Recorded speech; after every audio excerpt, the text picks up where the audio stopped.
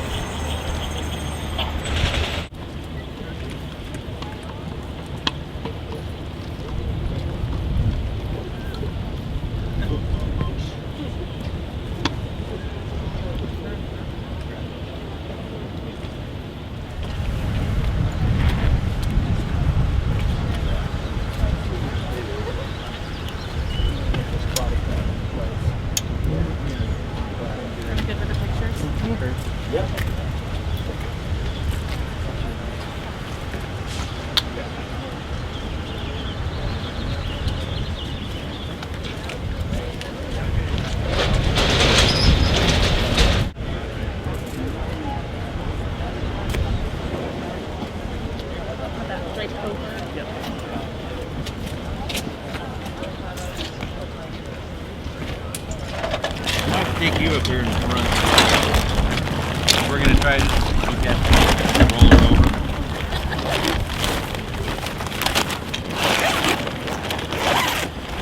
When we zip this up, we're going to use this end to zip all the way up here, and then we're just going to leave this crack just a little bit here, okay? All right. let's have somebody get inside the vehicle and lift her legs up so I that... can squat here. All right, are you ready? Okay, we're going to turn. 1, 2, 3. Okay. Very carefully, we're just going to scoop her into the car. Grab a belt loop or a pocket. Okay, you guys ready? 1, 2, 3. Yep, arm's 2.5 loaded. It needs to be rolled before it's loaded if it's full of air or something. One of the first responders, my initial duties is to find out essentially what's going on, how many people are injured, if we need more resources. In this case, there was a fatality as well as injuries, so we need more law enforcement to investigate the collision itself, the process, the DUI, as Trooper Raymond did. Also, we're going to need the coroner because of the fatality, as well as fire and EMS to extract the injured and treat them. Basically, it's gathering information at the initial stage, and then once they started treating the injuries, start the investigation of the traffic collision. My name is Trooper Raymond, and what you guys saw here is my duty is to get the causing driver out of their vehicle if they're not already out, check for their types of injuries, and start just talking to them in general about possible impairment issues. This individual, we simulated an alcohol effect.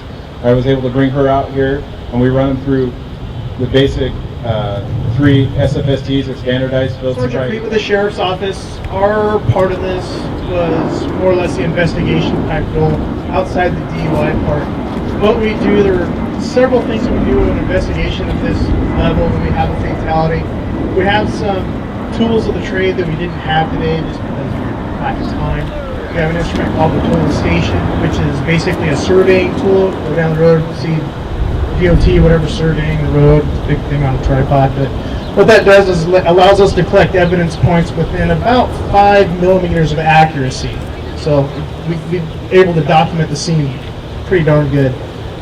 Other things that we look for in this, the Mosaic Lake officer talked about some measurements. We also take measurements of skid marks, different types of skid marks, gouges on the roadways, damage of cars, to hopefully be able to document and collect enough information to gather so we can calculate speeds of vehicles. Hello, I'm Captain Smith with Grant County Fire District 5. Our job when we come to a vehicle accident like this is to ensure the scene is safe and secure for our people, set up equipment. We obviously see that we have most of the toys to play with, cut cars open, stabilize them. Our job is to assist the medic crew in extricating the people, triaging the people if we need to, secure the scene for the police department to do their investigations. We'll try to set up traffic control until we can get the DOT. If we know it's going to be an extended scene time, that especially with a fatality, we'll call the DOT to come out and they'll close the road down and do traffic control for us so nobody else gets injured. Okay, I'm with the ambulance, and basically what we do is, unlike the law enforcement and fire department, we like to get in and out of here. We're probably going to be the ones that are on the scene the shortest amount of time. We do have protocols, that's basically the rules that we operate under, that on a trauma we try to be off the scene in 10 minutes. That is sometimes difficult, and especially if there is extrication, that 10-minute clock doesn't actually kick in until the patient is out of the vehicle. What we do is when we get on scene, the first arriving medic unit should be going through and looking at each patient and determining the level, the critical versus, those that we call them the walking wounded. They may have injuries, but they're walking around on scene. They're stable. Well, my name's Craig Morrison. I'm the Grant County Coroner, and obviously when what you've seen here, someone is deceased at a traffic accident, a scene, once they're confirmed deceased, usually by AMR, Barb calls us through MAC dispatch. We arrive here and remove the deceased from the scene. When we got here, you noticed that we were taking pictures, assessing for ourselves what the situation was, looking at injuries on the body. What do we do at this point? Well, as you witnessed, we loaded her up and we went to the Forensic Institute, our Grant County morgue. What we do there is basically we have three things to do. Some take longer than others, but the first thing we do is identify the deceased that was in the accident. In the vehicle, we looked to see what was available there. Is there a cell phone or a wallet or a clutch purse or something on her that may help us identify who she is? I'm Officer Harvey with the Freda Police Department. We're here today at the Big Bend Community College. What we have here is our Sydney car. It's a simulated impaired driver's experience. What the car does is it simulates what it's like to be impaired. The car works on a remote control, so it has two different modes, a regular driving mode, so it handles like a regular car, and impaired mode. When it's in the impaired mode, what it does is it delays the reaction time of the steering wheel, the brake, and the gas and everything. So everything that you do is delayed a little bit, just like your reaction times when you're impaired. And it lets the driver and the passenger experience what it's like to have those reaction times. The first time just me driving. Okay, so take me through it. This starts acting weird. Tell me what's going on.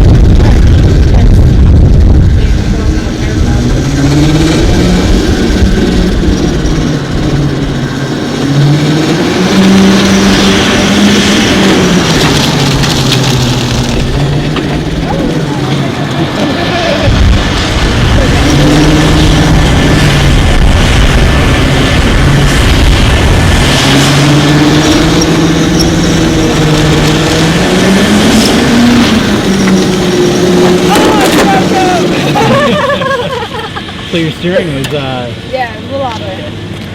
So like we talked about before, right? Okay, yeah. The reaction time was slowed down a lot, and look how far you ended up off the road. Yeah. Okay. I thought the first time was just me, and then I guess not. Yeah.